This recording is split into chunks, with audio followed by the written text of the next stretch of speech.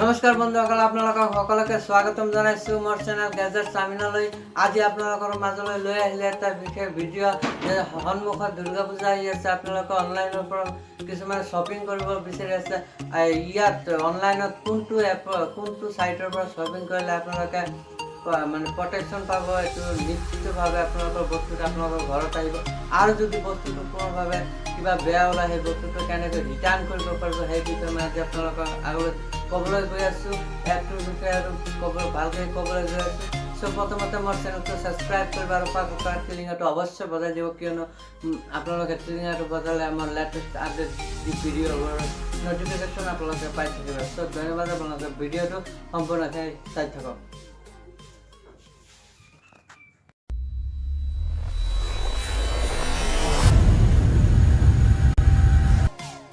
আপোনালোকে প্ৰথমতে মোৰ চেনেলটো লাল বটনত প্ৰেছ কৰি ছাবস্ক্ৰাইব কৰিব আৰু পাছত থকা টিলিঙাটো বজাই দিব লেটেষ্ট আপডেট ভিডিঅ'বোৰ পাই থাকিবৰ বাবে। আজি মই আপোনালোকৰ আগত আলোচনা কৰিবলৈ গৈ আছোঁ যে দুৰ্গা পূজাত আপোনালোকে ক'ত ভাল শ্বপিং কৰিব পাৰিব অনলাইনত। যে আপোনালোকে ইয়াত মানে ফ্লিপকাৰ্টত শ্বপিং কৰিলে আপোনালোকে বেছি অফাৰ পাব, বেছিকৈ ইয়াত ফেচিলিটি আছে। সেই কি ফেচিলিটি, কি ভাল বস্তু আছে ইয়াত, সেই বিষয়ে মই আজি আপোনালোকক ইয়াত ক'বলৈ গৈ আছোঁ। আহক এতিয়া ভিডিঅ'টো সম্পূৰ্ণকৈ চাওঁ। প্ৰথমতে আপোনালোকৰ মোবাইলত ফ্লিপকাৰ্টৰ এপটো অ'পেন কৰি ল'ব। অ'পেন কৰি লোৱাৰ পিছত আপোনালোকক মই এতিয়া দেখুৱাম যে ফ্লিপকাৰ্টৰ পৰা এটা বস্তুৰ অৰ্ডাৰ কেনেকৈ কৰে। যদি আপোনালোকে নিউ হয় তেনেহ'লে আপোনালোকে একাউণ্ট এটা ক্ৰিয়েট কৰিব লাগিব আপোনালোকৰ মোবাইল নম্বৰ আৰু ইমেইল নম্বৰেৰে। মই প্ৰথমতে মোৰ একাউণ্টটো ক্ৰিয়েট কৰি লৈছোঁ। ক্ৰিয়েট কৰি লোৱাৰ পিছত ইয়াত মই এটা অৰ্ডাৰ কৰিম। প্ৰচেছিং হৈ আছে, আপোনালোকে ইয়াত চাই আছে। মই লেডিছৰ এটা বস্তু 298ৰ এটা এইটো অৰ্ডাৰ কৰিম। এতিয়া চাইজটো চিলেক্ট কৰি বাই নাওত ক্লিক কৰি দিব। অতি সহজ ফ্লিপকাৰ্টত শ্বপিং কৰাটো। এয়া প্ৰচেছিং হৈ আছে। ইয়াত চাই আছে আপোনালোকে ডেলিভাৰীটো ক'ত হ'ব, কেনেকৈ হ'ব। ইয়াত হৈ আছে এইটো। এতিয়া মই কণ্টিনিউ কৰিম। মই এইটো ঠাইতে ডেলিভাৰীটো ল'ম।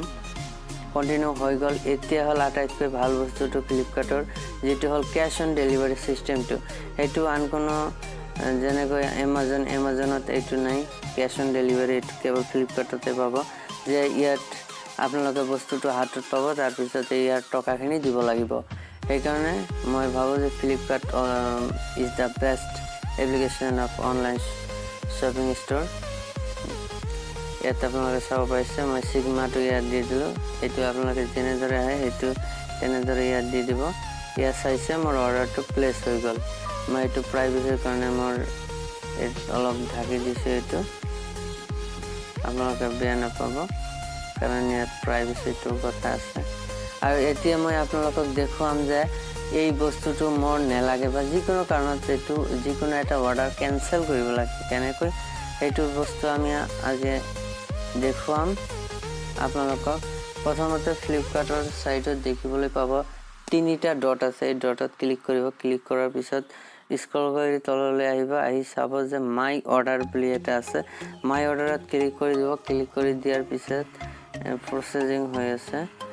এয়া মই কি বস্তু লৈছিলোঁ, ইয়াত লিষ্টটো সকলোবিলাক আহিছে। যিটো মই অলপ আগতে অৰ্ডাৰ কৰিছিলোঁ এইটো মই কেঞ্চেল কৰিম। এতিয়া কেঞ্চেলত ক্লিক কৰিব। ক্লিক কৰাৰ পিছে আপোনালোকক 2টা কুৱেশ্যন সোধা হ'ব যে আপোনালোকে বস্তুটো কিয় নলয়। সেইকাৰণে মই যিকোনো এটা কাৰণ, ইয়াত 4-5টা কাৰণ আছে, এনচাৰ আছে। ইয়াৰ পৰা এটা চিলেক্ট কৰি দিব। আপোনালোকৰ কাৰণৰ লগত যিটো কাৰণ বনে সেইটো দি দিব। মই ইয়াত দি দিলোঁ আইটেম প্ৰাইচ শ্বিপিং কষ্ট ইজ টু হাই, এইটো দি দিলোঁ। মই তলত লিখিম আই ডোন্ট নিড দিছ প্ৰডাক্ট। আপোনালোকে ইয়াত চাব পাৰিছে মই লিখি আছোঁ। এয়া লিখা মোৰ হৈ গ'ল। এতিয়া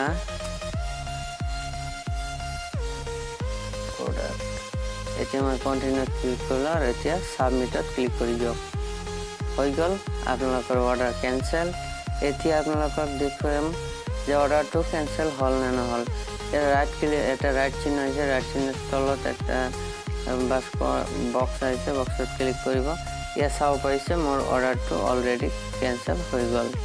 চ' আপোনালোকে লাইভ চাব পাৰিলে যে কেনেকৈ অৰ্ডাৰটো কৰিলোঁ আৰু কেনেকৈ যদি আপোনালোকৰ কেনচেল কৰিবলগীয়া হয় ত' কেনেকৈ কেনচেল কৰিব, এইটো হৈ গ'ল।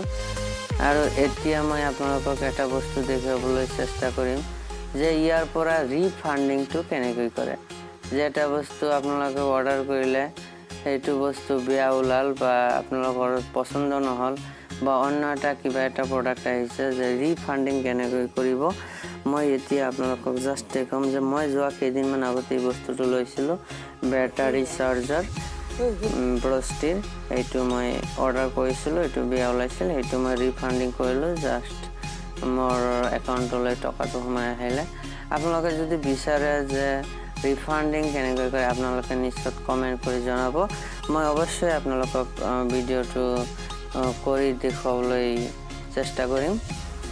চ' আপোনালোকে চালে ইয়াত মই ৰিফাণ্ডিং অলৰেডি মোৰ ৰিফাণ্ড হৈ গৈছে।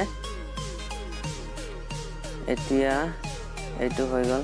যিহেতু মই দুৰ্গা পূজাৰ শ্বপিঙৰ বাবে আহিছিলোঁ, আজি আপোনালোকক মই দেখুৱাম যে কেনেদৰে ইয়াত ভাল ভাল প্ৰডাক্ট কম ৰেটত ইয়াত এভেইলেবল হৈ আছে।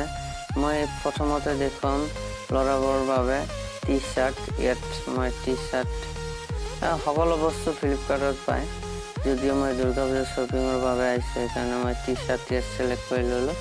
ছিলেক্ট কৰাৰ পিছত ইয়াত আপোনালোকে চাব পাৰিছে কিমান ধুনীয়া ধুনীয়া টি চাৰ্ট কম দামত এভেইলেবল হৈ আছে। 248ত কিমান বঢ়িয়া এটা টি চাৰ্ট, ইয়াত 373 কিমান ধুনীয়া টি চাৰ্ট ইয়াত চাব পাৰিছে। চ' টি চাৰ্টকেইটা দেখিলে এতিয়া মই ভণ্টিবোৰৰ বাবে এতিয়া দেখুৱাম লেহেংগা দেখুৱাম। লেহেংগা মই বহুত কিবা কিবি আছে, মই এইবিলাকৰ নাম নাজানো, যদিও মই লেহেংগাটোৰ নাম জানো, মানে বহুবাৰ শুনিছোঁ, সেইকাৰণে লেহেংগাটো মই চাৰ্চ কৰিলোঁ। ইয়াত চাব পাৰিছে কিমান কম ৰেটত 499 কিমান ধুনীয়া, 499 কিমান ধুনীয়া। ইয়াত চাব পাৰিছে 494 কিমান ধুনীয়া লেহেংগা। ইয়াত সকলোবোৰ লেহেংগা এভেইলেবল।